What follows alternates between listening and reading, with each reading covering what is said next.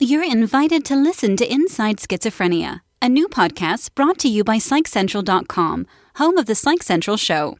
Enjoy.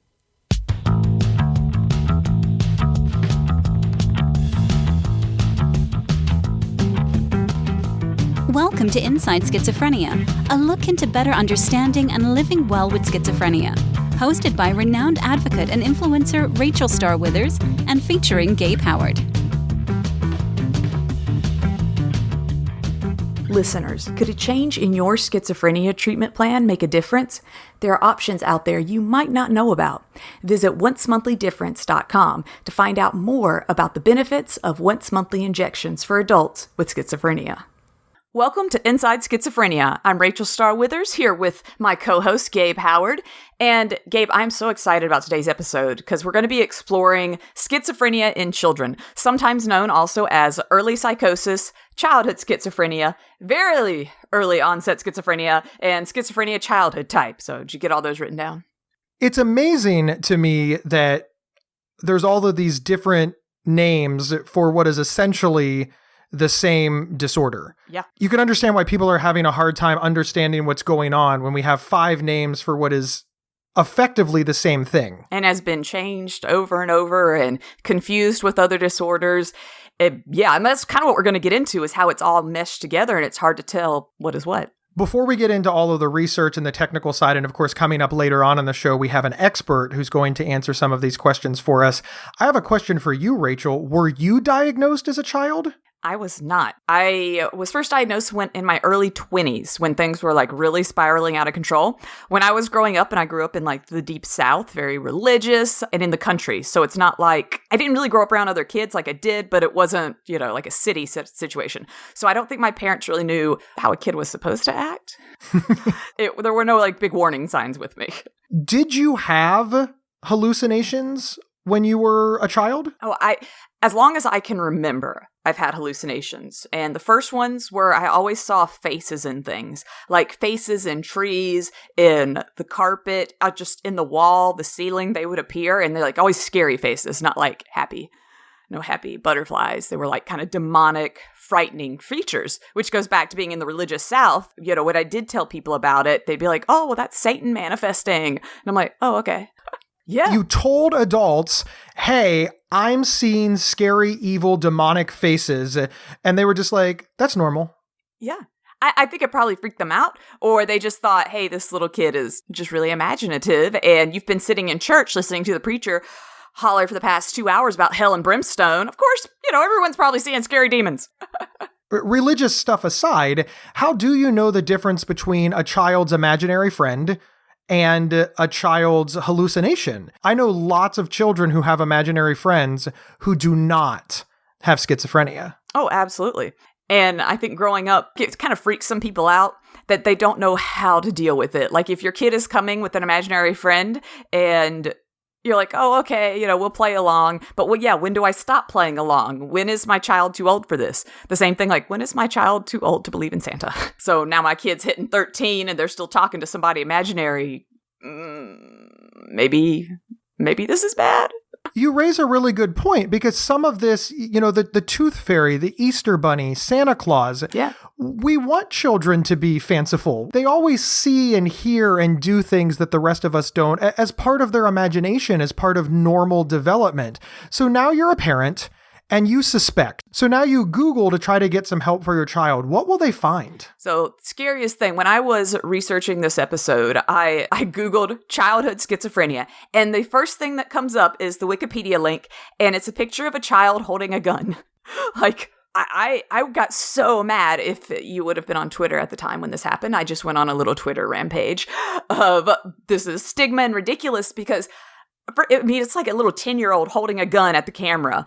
And we just last episode talked about violence and schizophrenia and the stigma and just how people see it incorrectly. And this is like actual kids, stigma towards kids in mental health. And that really blew my mind that, even on the internet, we have that stigma towards children and getting help for mental illnesses.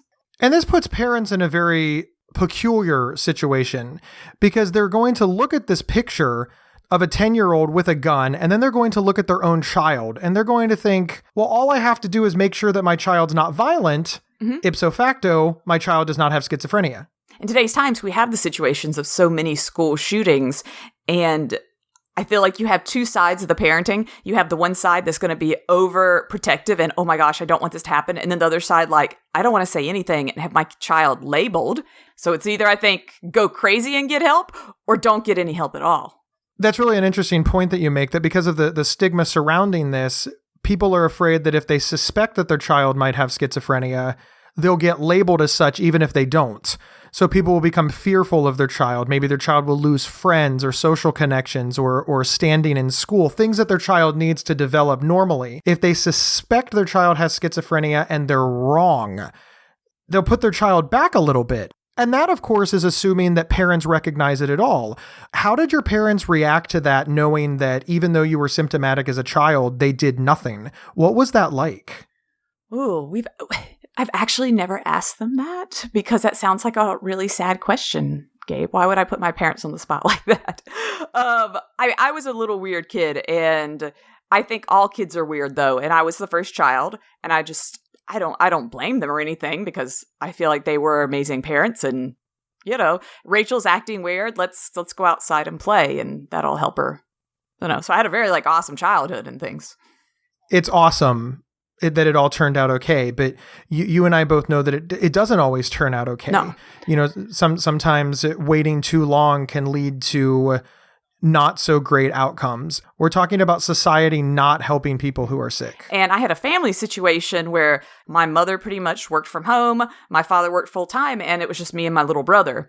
So we got a lot of personal attention. So even if I had, let's say, gotten worse, I feel like people would have noticed pretty quickly. So let's actually talk about what is childhood schizophrenia. The simple definition is it is when a child interprets reality abnormally, which I think is all children. Isn't that all? Well, but it's abnormally. Yeah. But you're right. Doesn't that make it difficult? You expect a child to get it right? Right. Yeah. So the mental disorder of schizophrenia overall. Okay. They used to see it as different classifications. Now it's considered a spectrum disorder, similar to autism. So the criteria for diagnosing a child with schizophrenia is actually the exact same as a teenager or adult.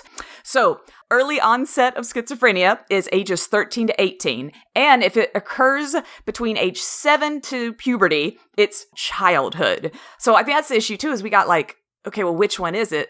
And then they're also trying to just call it early psychosis or psychosis in children, which is even a more bigger umbrella term, because I feel like that could cover bipolar and all the other disorders that kind of have hallucinations in it, which autism has hallucinations and Down syndrome also. There is not a definitive test. And they've even done studies where they think schizophrenia can appear in a child as early as 3 months old. I have no clue how in the world you would figure that out. A 3-month-old is just kind of there. But I just thought that was interesting that they think that's how young that schizophrenia can be observed in a child. The only difference is schizophrenia for children versus adults is the delusions tend to be broader. So they don't necessarily have a voice telling them specific things to do. It's more they're going to hear sounds, knocking, ticking, voices that are calling their names that necessarily don't make sense. The visual hallucinations tend to be flashing lights, seeing shadow figures. So that's the other thing, that just sounds to me like normal kids. I mean, if my little kid comes and tells me oh God, there are all these flashing lights and it's an alien, attacking, I'd be like, oh, okay, cute. You must have saw that on TV. But yeah. Children just have a real difficult time processing anything as an adult. Take, for example, all of the kids' cartoons that have sexual innuendo in them. Oh, I remember as a young prepubescent girl, we would watch musicals like Grease, and I loved Grease as a kid. It was so happy and fun, and I remember they showed it to us in school, and now if I watch it, I'm like, oh wow, that's really inappropriate. There's so many things in that movie, that older movie, that is just there's a lot of sex jokes in here, and yeah, we miss things as kids. We interpret things completely different. If you don't understand something, you just kind of either gloss over it or you make up your own reality to it. But that's not an example of schizophrenia. That's just an example of getting something wrong. Oh, yeah. So now we go all the way back. And like you said, we're not even necessarily talking about 15-year-olds. We're talking about 10-year-olds or 5-year-olds. And remember, Gabe, even trying to go out there and get the right facts to learn about this disorder, you're met with a lot of confusion and a lot of stigma. And I think a lot of that stigma also can make you feel like, well, if my child is wanting, to shoot up the school, like in this picture, that means I'm a bad parent, and I'm not. I love my child. And it's just a lot of confusion and I think fear when you are looking up this disorder. And we should probably address how common this is, because I imagine this is not very common, which means it's not like you can just ask your mommy group or your father group or your own family members. I mean, where do you go to get support with the people that you know in real life? One of the issues when it comes to diagnosing this is that schizophrenia and psychosis in children is so closely seen from the outside as also autism. So there's a lot of kind of confusion there where a lot of kids get misdiagnosed. They put them down as autistic and they're really not, and vice versa. And with autism, children are seen to be very internal, going inside of their heads. They don't pick up on like normal social cues. They engage differently. Schizophrenia is they withdraw, they go inside themselves. They're not responding correctly because they're hallucinating. That sounds exactly the same. To me, I feel like if I had two kids going through two different things, but that's how they're reacting, I would assume they're both either autistic or schizophrenic. But yeah, there's a very big difference in what the kids are seeing. We're talking about a 10-year-old, though, and they're telling me they're seeing shadows and lights. That's so vague. Do you think that the public is more accepting of a child with autism or a child with schizophrenia? I don't think anyone is scared of an autistic child shooting up a school. Is that a little too hard to say, though, Gabe? No, I think that it's... I'm just being honest. No, I think it's a very fair point. Okay. Schizophrenia, like you always make the joke, it's got a Z in it. It's a scary sounding word. When we think of autism, we think of, cute children trying their best to love their parents. And can you kind of speak to that a little bit? Because you don't have the warm and fuzzy diagnosis. No, and I actually had a family member who had very, very serious autism who is no longer with us, who was very young. And autism, it's a very hard thing to deal with. When we go back to that spectrum disorder, there's a big spectrum. And unfortunately, my family member was very, very held back mentally by it. And I don't think anyone was ever scared of him, that he would pull out a gun. No one was ever scared like that. You are more scared for him. You felt bad. You were worried about him. Whereas schizophrenia, I think you're going to be like, oh, I don't want my kids near him. I don't want my kids near her. Like that's going to be the kid that just starts like stabbing people. But there's fear that autistic kids will be disruptive in the classroom. So there's stigma on both sides. Another thing is that we go back to that whole getting a diagnosis for my child. There's a lot more support and just help and programs for autism. So if I'm Googling, help with psychosis, there's almost next to nothing for children. Where autism, there's so many programs, there's books, there's these computer games, there's just so much stuff that you're like, oh, wow, there's a huge support community that does not exist for psychosis in children, even though it's so closely related. As a parent, that would worry me too.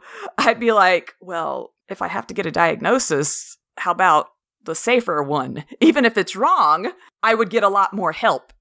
It's a really good point. There's nothing to definitively prove psychosis in anybody, schizophrenia in anybody, let alone children. It's all self-reporting. So this does make it difficult. And that does mean that, unfortunately, human error can get involved, and a parent can steer their child, steer their provider into the safer diagnosis. And it's always difficult to compare and contrast illnesses. I don't want anybody to think that we're saying that autism is better than schizophrenia or vice versa. Correct. It's just a conversation about how society is seeing these illnesses and why it makes it difficult to get the right diagnosis and the right help for a child when there's all of these external factors. And coming to getting the right help, right now with psychosis for children, schizophrenia, the only help, the only treatment is the exact same thing for adults, which is antipsychotic medications, and which have really intense side effects. A lot of them aren't allowed to be given to children to start with, but a lot of the side effects I have now, I would not wish on anybody else, but especially not a child. So you have that whole thing playing, well, okay, if I give my child this, certain things might become a lot worse. And your other treatment options are going to be like social programs, individual therapy, a lot of family therapy, so everybody in the family can kind of jump in. The treatment isn't really a specific, okay, I just give them this pill every day at this time and everything's going to be okay. Well, let's talk about that for a second, because as you know, in adults, there's a lot of controversy about whether or not people should take psychiatric medications. There's lots of scary stories.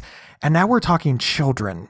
So now a parent has to decide if they want to give psychiatric medications to their child, knowing that adults are having this giant discussion. What is that like for a parent? For just me, and you'll hear other schizophrenics say it too, you're playing Russian roulette with medication. So you're constantly having to try things, adjust levels, and now we're dealing with a child who isn't very good at voicing what's happening, and that parent is going to have to be like really on top of things and charting, and it's just a lot is going to fall on the parents when it comes to psychosis in children. And it's more likely than not that their friends and family and the general society is really looking down on them. Oh, you don't want to raise your child. You just want to give them a pill. This isn't to say that children with schizophrenia shouldn't be on medication, but these are the things parents worry about. There's just an incredible amount of stigma in the treatment of schizophrenia. Yes. And when I was researching all of this, I then went into researching specific therapists who deal with schizophrenia, psychosis, and they're all a lot more expensive than, let's say, a normal therapist. So there's also just the cost of all of this is insane. You know, when one of the treatment sites suggested family therapy once a week, child therapy twice a week, you know, and we're talking $100 a pop, like that adds up on a family really quick. So you want to give your child everything. You want to help them, but there's also that cost factor of trying to do all of this stuff. And a lot of it's not available in your area. If you're in a big city, you can probably find a therapist who specializes, but I mean, I'm out in South Carolina and no one came up on my Google search. And I think that it's also important to remember that families are all structured differently. For example, you can have a single parent family with 3 children. Well, that means one child is taking up the majority of not only the financial resources, but the single parent's time. And then you've got other families that, you know, are 2 parents with 1 child. Well, and of course, we all understand the difference in health insurance, financial resources, and as you mentioned, the difference between living in a big city and a rural area. And it even varies state to state. We'll be right back after this message from our sponsor. It can sometimes feel like another schizophrenia episode is just around the corner. In fact, a study found that patients had an average of 9 episodes in less than 6 years. However, there's a treatment plan option that can help delay another episode, a once-monthly injection for adults with schizophrenia. If delaying another episode sounds like it could make a difference for you or your loved one, learn more about treating schizophrenia with once-monthly injections at oncemonthly.difference.com. That's oncemonthly.difference.com. We are back talking about schizophrenia in children. Is there good news in all of this? What's the success rate for a child who is diagnosed early and gets the intervention and help that they need? How do these children end up? Because I believe that society thinks that all of these children end up institutionalized or as criminals or in prison. What are the actual stats on this? Is there hope for these children? It's just like any other medical situation. If you have the right diagnosis and the right treatment, you're going to have a lot better outcome. Me, myself, like I said, I wasn't diagnosed till later, but once I was, that was such a huge weight off my shoulders. For when I knew I wasn't demon-possessed anymore. But like, oh, I have a real thing that other people in this world have. And I knew I at least had a road to go down for treatment. I knew that I needed to talk to a psychologist, psychiatrist. Like, I knew what type of doctors, what type of medication I was going to need, what type of therapy. And there is no like, oh, well, this is the exact thing you need to do that'll work for you. Because believe me, over the past 14 years, I've tried so many things and had to adjust. But at 34, I'm about to be 34, happy birthday to me, things are going really well, I think. I'm as sane as I've ever been. I don't know, but I have a really awesome life. And I'm very lucky for that. So I think it's just, the outcome is whatever you want it to be. And just being able to support your child and push them to what they want to do and find ways. Yes, it's going to be harder, but you can totally find ways. You can find ways if you get the right diagnosis and the right treatment. Just to clarify, right? You can't find the right way magically. That's the problem with all of this misinformation and all of this stigma. It leads you astray. Yes, that's correct, Gabe. Let's take a snapshot of your personal story, Rachel. Before you had the right diagnosis, before you had any treatment whatsoever, you went through a lot. But tell us what happened before diagnosis to help you with your hallucinations. I remember multiple times in my life, growing up, like I said, in the church, going to different church leaders over me, youth pastors, things like that, and talking to them about what was happening. And a lot of the times they would just pray with you and suggest, what to read in the Bible, and that was it. And it kind of escalated to the point where I was at a Christian school at age 17, and they actually did an exorcism on me. And it was not as cool as the movie. My head did not spin around, and I didn't, throw up puke everywhere. So little let down on the buildup of that, just saying. But that's really scary that they did that to a 17-year-old. But that was their way of helping me. And they absolutely knew. I mean, we're not talking I was in the sticks. We had the internet starting. And this was a very large school. I love your sense of humor, and I love the fact that you're well enough to look back and, handle these things the way that you do. But if we're being honest, this could have turned out significantly worse for somebody in your position, a vulnerable person with an untreated mental illness. Yes, I have a great sense of humor. I tend to be very upbeat about schizophrenia and mental disorders because so many people aren't. And inside, I might not be super happy, but this is my way of dealing, kind of thing. So I did want to point that out there just as I make jokes about these things, and other people might have went through them and this is not a joke, just so you kind of understand. But that was really hard, that exorcism. I didn't talk about it for over 10 years because I was so embarrassed. Who in the world has an exorcism? I just did not want anyone to know. So it's not that didn't affect me. It affected me really bad for a lot of years, and it took a long time to deal with that. So yes, if you have people that are trying in their own ways to help but are actually hurting, it really can set anyone back that has any sort of medical problem, not even just mental. And just to be clear, it did not help with schizophrenia. Yes, to be clear, my exorcism did not work, and it was 3 days long, okay? So this was not an hour situation like in the movies. Got to wrap those up quick. A 3-day-long exorcism, and my hallucinations came back the next day, and they pretty much gave up on me. They said I let Satan back in.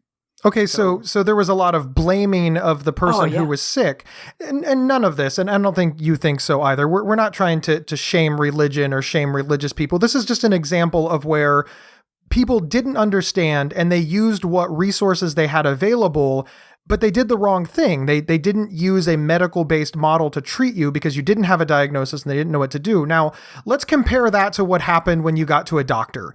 How did your life change after you got a diagnosis and you moved forward? Anyone out there who, is looking to get a psychiatrist, psychologist, looking to go down this road, you might have to shop around. I do want to say that because I've been to so many different therapists and medical professionals across the board.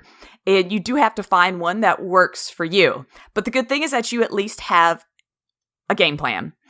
So I knew right away, okay, I'm going to go. I started talking to a psychologist. That psychologist put me in contact with a psychiatrist, and them working together put me on a medical treatment plan in addition to the talk therapy that I was doing. So yeah, and it was, okay, if that didn't work this week, then we need to work on something else. We need to change something. Not, all right, we give up. We tried that one thing. And that really is the difference. You now had a treatment plan. So as scary as it is to take your child to a doctor for this, the treatment outcomes are significantly better. And as people who listen to all of these episodes know, and people who know your work, Rachel, you really do have an exceptionally high quality of life. I mean, you were in the movies, for Pete's sake. I was. It's pretty cool. I think now, Gabe, is a perfect time to bring on our guest. Today, we're talking with Dr. Joseph Gonzalez-Heydrich. He is the Director of Developmental Neuropsychiatry Clinic at Boston Children's Hospital and an Associate Professor of Psychiatry at Harvard Medical School. Welcome, Doctor. Thank you, Rachel. So at the Boston Children's Hospital in the Developmental Center, what is it that you do? I'm a child psychiatrist, and I evaluate children thought to be having very serious psychiatric problems, then treat them, hopefully get them feeling better and back on their developmental course again. So when you say psychiatric issues, what would some of those be? I would say since 2001 or so, I've been mostly concentrating on children who are showing early signs of psychosis. Those are the children that have generally been my new patients in the last, 8 years. Since I've been working in this area, I would tell you that I've never worked harder or seen children who are having more severe problems.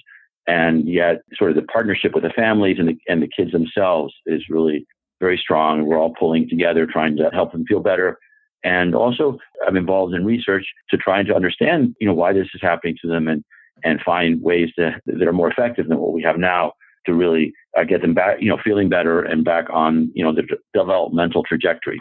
Rachel and I were just having a big discussion about parents are afraid of this diagnosis. They're afraid of psychosis because society is afraid of this in adults and nobody wants to stigmatize their child with this.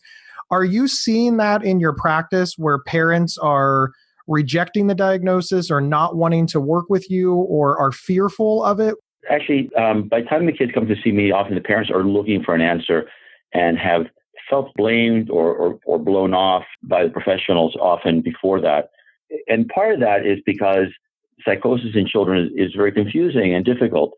A lot of kids will have, just as far as the normal development, will occasionally have think they hear a voice, their name called, developmentally normal fears and whatnot. And then distinguishing those from psychotic symptoms is hard. And it's something that the field has been grappling with. So the kids are often been complaining of intrusive voices and images that are really scary and frightening and distressing to them for a long time. First of all, they also feel a stigma and often don't tell anyone about it for a long time. And then when they do tell their parents about it, and the parents go to get an evaluation, often as child psychiatric professionals, we try and find any possible other explanation. And in truth, it is hard to distinguish what's a psychotic symptom, for instance, voices telling the child to harm themselves or telling them terrible things about them, from developmentally normal things, and also symptoms of other disorders that might transiently look like that.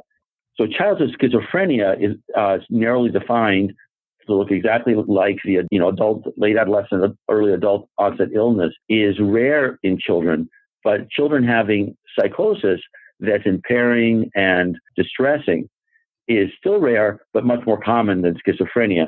And so the other part is how you distinguish that from normal imaginative play, imaginary friends, just transient misperceptions that children might have, nightmares, and how you distinguish those sort of normal developmental phenomenon from psychosis. And then within psychosis, which kids will go on to have schizophrenia versus some other sort of psychotic illness that may or may not last. Talking about these kids, what are the ages that you see experiencing childhood psychosis? And what's your earliest age that you've seen?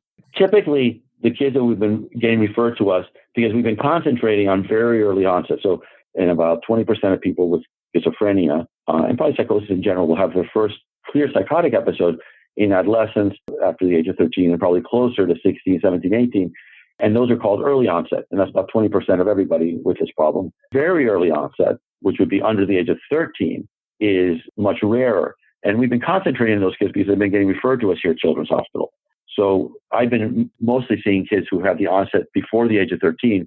But again, that's a rare event. But because we're a tertiary care center, these kids get sent here. So we've enrolled in our research studies for the genetic study over 140 of these kids, and actually counting the studies we're doing with biomarkers before that, closer to 200 kids. Their ages, again, because I'm selecting for kids who starts under the age of 13, really are typically 9, 10, 11, 12. But I saw a kid this week who at age 4 went from having a touch of mild autism and a very verbal, very engaged kid who would tell you lots of stories, go through a period of hallucinations that were very frightening to him, and basically have a deterioration in his functioning to the point now where he hardly talks, and his interest in play and engaging with people has markedly decreased. That's an unusual case. And we see maybe 5 or 6 kids like that. More typically, their onset is between 8 and 13. So it seems like a very heterogeneous group, and the genetics are very heterogeneous and marked by a lot of very rare genetic events, more so than what you see in typical late adolescent, young adult onset psychosis. If there are parents out there and they're suspecting that their child may have a problem with psychosis, what do you suggest that they do? Well, I would take them in to be evaluated by a professional. And I'd also observe carefully, write down with observations that they have. They're making them worry about this. If the child's behaving oddly, it's really helpful to get a video of that so that the professional in the office can view it with the parent to try and figure out what's going on. And then depending on how gradually it happened, et cetera, there might be some neurologic workup that has to happen. So an EEG, depending if there's been a very abrupt onset, then we'll worry about things that can look like schizophrenia, but are autoimmune disorders, antibodies attacking the brain, relatively infrequently, but those are things you don't want to miss. Metabolic problems that need to be diagnosed and then could be treatable. And so it's important to get an evaluation. There should be strong consideration of medical and neurologic causes along with the psychological, psychiatric evaluation. So likely it would be best to have someone who has a lot of experience evaluating childhood onset psychotic symptoms to really take a look and see how typical is this of the kids that have those sort of problems versus very frequently it might be not that. It might be misinterpreting things that are either due to another problem like a major depression or an anxiety disorder, or sometimes also just developmentally normal things. So I think getting an evaluation would be important, and careful observation, noting observations would be very important. When it comes to treating the child, are there side effects with medications that we should consider? There's two issues with them. And they're the antipsychotics. As you mentioned, they have side effects, the flattening and how people just feel sedated, or they're not fun to take. People often, will take the medication because they've learned that if they don't, they're tortured by these terrible psychotic symptoms or voices. But then, but the medications themselves do make you feel flatter and duller and harder to enjoy things and whatnot. It might be on the whole. Plus, if you're getting rid of voices constantly telling you terrible things and whatnot, the things that are most difficult about, especially the second generation antipsychotics, is the weight gain and metabolic problems. So they increase appetite, some more than others, but they all seem to increase appetite and make it harder for the kids and for everyone who takes them to keep their weight at a healthy level. And so the kids will gain weight, and then we worry that's going to put them at the longer term risk of type 2 diabetes and metabolic syndrome and all the complications of obesity. So that's actually the biggest problem, is those side effects. The families, by the time they come to see me, they are ready and they want some help. The other problem with these medicines, though, is that they're not completely effective. They're treating symptoms. They're not treating the underlying cause. And so while you might be able to get hallucinations and delusions under control, the other symptoms having to do with decreased motivation, decreased concentration, decreased sort of ability to get up and do stuff. But those are really still there, and we haven't found good ways of treating those. Part of the research that we're doing is, looking for these rare genetic causes, because the hope is if we understand the genetic cause, we can go from the gene to knowing what the gene makes to knowing what that protein does. And we can do these amazing things now that would sound like science fiction even 10 years ago, where we can take kids' blood cells and turn them into neurons and study the neurons in a dish and try and understand what's wrong with the neurons, and then screen lots and lots of medicines to see if any of them will reverse what's wrong with the neurons. So we're looking for new treatments that might prevent the symptoms from coming up to begin with and be more effective in reversing symptoms than the treatments we have now, which are lessen symptoms, but they don't get at the underlying cause. The parents are usually willing to go with the medications because they've been seeing their child suffer for a long time with very significant, serious symptoms. We still have battle with ourselves in terms of, can we do this with a medication which has less side effects? We've had kids respond to Prozac family medicines where classically you might thought they would need an antipsychotic, and some of them will respond to that. And that's great because those have a lot fewer of those problems that I just discussed. But often they do need the antipsychotic, and then we have to work hard to maintain their weight at a healthy level, make sure they're getting exercise, and then the other treatments of psychosis, which are medication, which have to do with helping the school understand the child and how to best teach them and support them. And then there are people that are looking into things like cognitive rehabilitation and whatnot to try and get back some of the functioning that might have been lost as a psychotic process took hold. We were talking earlier in the episode about seeing this from an everyday person's point of view, but seeing it from a scientist's point of view now, that's really awesome. And thank you so much for coming and sharing that with us, sir. No, thank you just for raising awareness, because I think that one of the things that I think is really hard about this is lack of awareness, lack of understanding in our society of this. It makes it harder for kids to get the treatment. It makes it harder on families who end up feeling blamed and whatnot for something which has a large component that's biological and causation and not in their hands. Thank you again. We really appreciate it, and we've learned a lot. All right. Thank you so much. That was really awesome, and I am so thankful that we had somebody from Boston's Children's Hospital associated with Harvard Medical School. They really do great research, and they're looking into schizophrenia to make life better for, well, frankly, everybody with mental illness, because this is cutting edge and this is important, and I'm so glad that he was willing to take the time. Rachel, how did you get him to do this? Well, when he was talking about some of that research there that they did on genetics, they'd actually contacted me a few years back, and I've been involved in some of those genetics programs he was speaking about, as far as them looking up the different, I guess, deleted chromosomes. That's over my head. So what I thought was so interesting was actually hearing that side and him talking about the genetic side of things, that most of us, and even doctors, it's a lot over their heads. And that's, I know we think that it's only over our head. It's fascinating that this is so complex that everybody is struggling with it. Exactly. But we do need to strive to be educated, because there's a lot at stake in this, and constantly stay up to date. This isn't something that, okay, I know all about schizophrenia now, goodbye. There's so many emerging things as they're working on all the genetic side of it, but also medications being developed, therapies. So we all need to stay current in the different treatments. As somebody who experienced symptoms as a child, who is now an adult, was there anything that he said that was surprising to you? He didn't hit on it much, but when he said the youngest age was 4, that's so young to me. How do you, distinguish at age 4 what's pretend and what's not? And so it fascinates me that they're able to do that they're able to figure out, the difference between which kids have autism, which kids are just over imaginative, and which kids, have psychosis. That just fascinates me. I was really surprised by what he said about the parents, because a lot of the things that we hear and read is that parents are just really rejecting this idea, and they're fighting hard against it, and they're scared to get help. And all of those things are true, but his perspective is different. He said that by the time that they reach him, they're desperate and they're scared and they're looking for answers. And that's something that I hadn't considered. How did that hit you as a person living with schizophrenia? I really liked that he said that, because it made me think, oh yeah, because that's kind of how I was. I didn't know what was going on, and I was desperate for help. At first I couldn't find a good counselor, because I didn't know I needed a psychologist. And I could just as he was talking, I could picture myself being in that situation of just, I'm so worried, no one is helping me, I don't know what to do. And the fact that it's about your child is so much deeper. Are you encouraged by the amount of research and about the amount of knowledge that is going on in the country right now? I found it so encouraging that he was able to tell us all these different projects that they're working on, all this different research that's currently being done, all these different kids they're looking at and trying to help.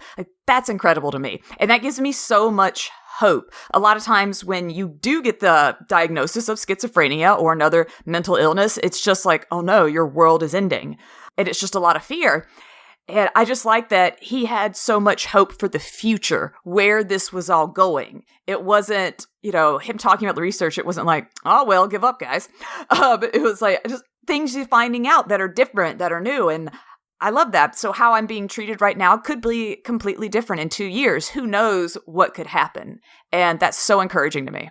I liked his overall message of, listen, this is a medical illness and you need medical treatment, because we're doing medical research and we're constantly learning and we're constantly growing and we have a plan. And if it doesn't work out, we'll make another plan.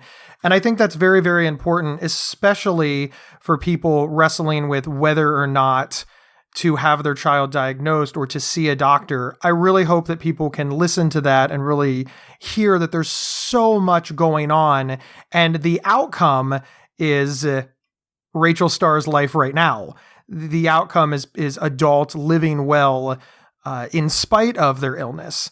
And I think that that's a really, really valuable and important message for a parent who's struggling whether to take the next steps. And just on that note, not even just so much living well, but being able to live. A lot of times when you have this diagnosis, it's hard to even consider the future at all. It's hard to picture yourself alive next year. And for me, I don't know, that gave me like some amazing hope with the way he was talking, that I don't have to like be so worried about the future. I don't have to worry that, you know, my brain's just going to fall apart and I'm going to end up in a mental institution. Like that was just so cool though, that he's saying like all the different changes that are coming. I think that that's incredible. Rachel, where do you as a person living with schizophrenia fall on this? What's your takeaways? If this was a situation of my child had schizophrenia, if I had a child, I would want them to get the best treatment possible.